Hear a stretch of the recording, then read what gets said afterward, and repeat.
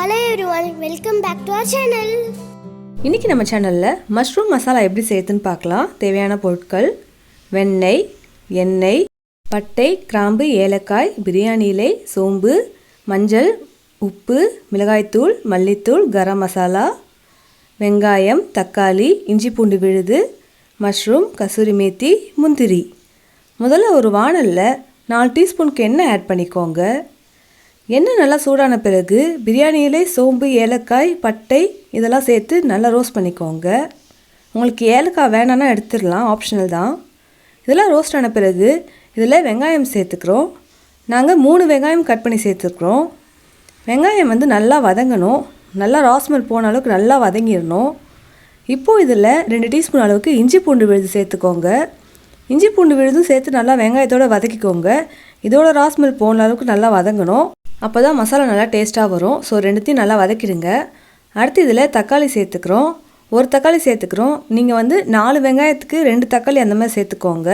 தக்காளி அதிகமாகிடுச்சுன்னா புளிப்பாயிடும். ஸோ அதுக்கேற்ற மாதிரி ஆட் பண்ணி நல்லா வதக்கிக்கோங்க.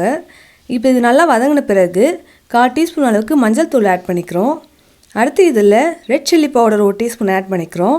இதுவும் குழம்பு மிளகாய் தூள் கொஞ்சம் ஆட் பண்ணிக்கிறோம். நீங்கள் இதுக்கு பதிலாக காஷ்மீரி மிளகாய் தூள் கூட ஆட் பண்ணிக்கலாம். அப்படி இல்லைனா பச்சை மிளகாய் சேர்த்து கூட செய்யலாம். ஸோ இது 2 டீஸ்பூன் ஆட் பண்ணிக்கிறோம். அடுத்து மல்லித்தூள் 1 டீஸ்பூன் ஆட் பண்ணிக்கிறோம். இப்போது இதில் தேவையான அளவுக்கு உப்பு சேர்த்துக்கோங்க. இதெல்லாம் சேர்த்து நல்லா மிக்ஸ் பண்ணி விடுங்க. வெங்காயம் தக்காளியோட நம்ம ஆட் பண்ண பவுடர்லாம் நல்லா மிக்ஸ் ஆகணும். இதெல்லாம் சேர்ந்து ஒன்றா வேகணும். அப்போ தான் மசாலா நல்லா சூப்பராக டேஸ்ட்டாக வரும். உங்களுக்கு வேணும்னா கொஞ்சமாக தண்ணி விட்டுக்கோங்க. ரொம்பலாம் சேர்க்க வேண்டாம். 1/4 கப் அளவு தண்ணி சேர்த்துக்கிறோம். இந்த வெங்காயம் தக்காளிலாம் நல்லா வேகணும், அதுக்காக தண்ணி சேர்த்து இதெல்லாம் நல்லா மிக்ஸ் பண்ணி விட்டுருங்க. இது மிக்ஸ் ஆன பிறகு இதை மூடி விட்டுருங்க. இது ஒரு மீடியம் ஃப்ளேமில் ஒரு 5 நிமிஷம் நல்லா கொதிச்சா போதும். அந்த வெங்காயம் தக்காளி வேகணும். அடுத்து இது நல்லா வெந்துருச்சு. இப்போ மஷ்ரூம் சேர்த்துக்கிறோம். மஷ்ரூமை உங்களுக்கு எந்த ஷேப்பில் எந்த சைஸில் வேணுமோ அதுக்கேற்ற மாதிரி கட் பண்ணிக்கோங்க. மஷ்ரூம் நல்லா சேர்த்து வதக்கிக்கோங்க. இது ஒரு 2 நிமிஷம் ஓப்பன் பண்ணி வச்சு மிக்ஸ் பண்ணுங்கள். இந்த மசாலா எல்லாமே மஷ்ரூம் நல்லா படணும். அப்போ தான் மஷ்ரூம்லேயே அந்த டேஸ்ட் இறங்கும்.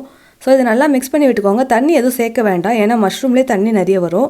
ஸோ இதை நல்லா மிக்ஸ் பண்ணி விட்டுட்டு லிட் போட்டு மூடி வச்சு மீடியம் ஃப்ளேமில் ஒரு 10 நிமிஷம் வேக வைங்க. இப்போ பார்த்தீங்கன்னா மஷ்ரூமில் நிறைய தண்ணி விட்டுருச்சு. உங்களுக்கு திக்காக வேணும்னா தண்ணி சேர்க்க வேணாம், இந்த தண்ணியே போதும். இல்லை உங்களுக்கு கொஞ்சம் கிரேவியாக வேணும்னா கொஞ்சமாக தண்ணி சேர்த்துக்கோங்க. அப்போ தான் போரிங் கன்சிஸ்டன்சியில் வரும். இது நல்லா திக்காக மசாலா மாதிரி வரும். இப்போது மஷ்ரூம் நல்லா வெந்துச்சான்னு செக் பண்ணி பார்த்துக்கோங்க. மஷ்ரூம் சீக்கிரமாக வெந்துடும். ஸோ இது வெந்துச்சுன்னா நல்லா செக் பண்ணிவிட்டு அடுத்து இதில் நம்ம முந்திரி பருப்பை அரைச்சி ஊற்ற போகிறோம். நம்ம ஒரு 5-6 முந்திரி பருப்பை தண்ணியில் கொஞ்ச நேரம் ஊற வச்சு அதை கொஞ்சம் திக்காக பேஸ்ட்டாக அரைச்சி வச்சுருக்கோம். அதை இதில் சேர்த்துக்கிறோம். இது சேர்க்கும்போது டேஸ்ட் இன்னும் சூப்பராக இருக்கும். அண்ட் கிரேவி நல்லா க்ரீமியாக இருக்கும். ஸோ இதை மிக்ஸ் பண்ணிவிடுங்க. நல்லா சேர்த்து ஒன்றா மிக்ஸ் பண்ணி விட்டுருங்க. மஷ்ரூமில் நல்லா படணும், அப்போ தான் டேஸ்ட் இன்னும் சூப்பராக இருக்கும். இதெல்லாம் மிக்ஸ் பண்ணி இது ஒரு 5 நிமிஷம் கொதிச்சா போதும். அடுத்து இதில் கடைசியாக ஒரு 1/4 டீஸ்பூன் அளவுக்கு கரம் மசாலா சேர்த்துக்கிறோம். உங்களுக்கு வேணும்னா ஆட் பண்ணிக்கோங்க, இல்லைனாலும் நல்லாயிருக்கும். இது சேர்த்து இதை மிக்ஸ் பண்ணி ஒரு 2 நிமிஷம் கொதிக்க விடுங்க.